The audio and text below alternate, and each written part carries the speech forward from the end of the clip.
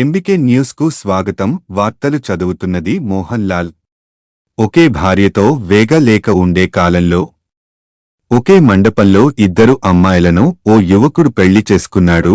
ఆహ్వాన పత్రికల్లో సైతం ఇద్దరు యువతుల పేర్లు ముద్రించి ఆ యువకుడు ఘనంగా వివాహం చేసుకున్నాడు. కొమరం భీం ఆసిఫాబాద్ జిల్లా లింగాపూర్ మండలం గుమ్నూర్ గ్రామంలో లాల్ దేవి, జల్కర్ దేవి అనే ఇద్దరు అమ్మాయిలను సూర్యదేవ్ అనే యువకుడు ప్రేమించి పెళ్లి చేసుకున్నాడు.